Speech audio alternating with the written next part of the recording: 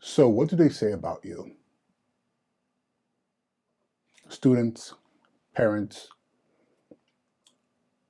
administration, AP principal, or even your colleagues.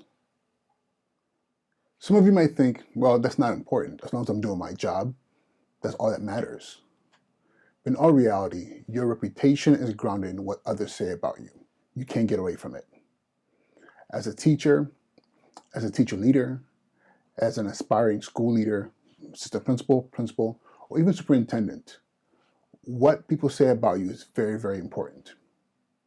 Yes, there will be those spaces where people might not be truthful about the things that you do, or may be maybe a bit slanderous in their commentary about you.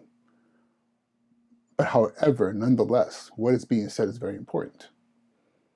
Question now is, who's in charge of making sure that those words, that your reputation is intact, that the people around you are pouring into you positivity and lifting you up versus tearing you down, or maybe even highlighting some of your blemishes? This is very, very important. From the moment that you are in public, and one of the things that I learned while I was in graduate school, which I never thought about, this was during my graduate school at Teachers College at Columbia University. They talked about once you are an educator, you become a public figure. And it's very true. 25 kids in your classroom, give or take 25 families, and these families have individuals who can praise you or highlight the things that are not quite correct with your pedagogy, with the way you handle yourself professionally, and things of that nature. One thing that I told all of my staff over the years was this: covet your reputation. What people say about you is going to be ultimately based on what you do. Whether it's over exaggerated or under exaggerated, maybe not even spoken about. Those things matter. So these are some tips I would give you on what you should be doing as an educator who's working towards advancing their career. One of the things off the bat is make sure that your expectations of yourself are being met all the time, in alignment with the expectations of the school. Whatever the mission and vision of the school is, should be right there in alignment with your educational philosophy. But if it's not the case, why would you be teaching at that school? The other thing is relationships. It is your responsibility to establish strong relationships with your students first. And yes, people say, well, I'm an adult, they're children. But however, your interactions with them is the basis of your relationship. It is very important if students like you. Very important. But also what's more important is, why do they like you? If you're cowering and creating situations where you're bribing them to comply or to like you, then you're more leaning towards being popular and not impactful. So it's very important that everything that you do is well explained, that the reasons behind it, and you build capacity and you hook your students into the way things are done in your classroom, and you reward them and you praise them, all within what is appropriate for you to get the outcomes that you want in your classroom. But now, what you do with your students needs to be highlighted with your parents. Your parents have to be on the same page. Your parents should not be hearing about what's happening in your class, what's happening in your classroom during parent-teacher conferences for the first time. That letter that goes at the beginning of the school year that says, "Hello, my name is Mr. Njoku. I'll be your child's math teacher this school year.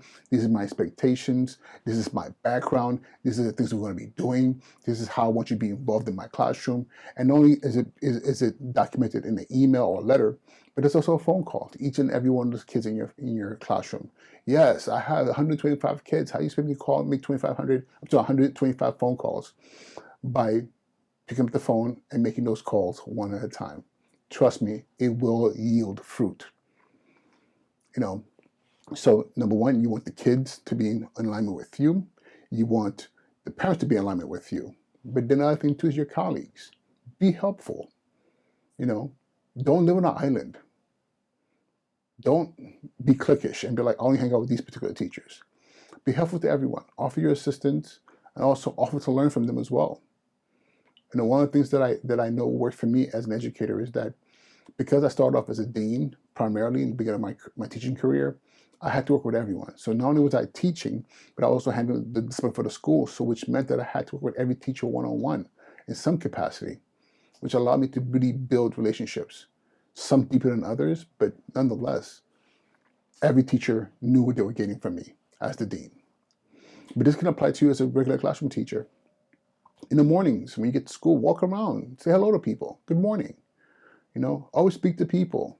You'd be surprised how people, even in the professional setting, become standoffish if they feel like you're not, maybe you don't like them or you don't talk to them. So be the one to initiate those conversations. Be the one to be, good morning, how are you doing? Be the one to pay attention to your colleagues.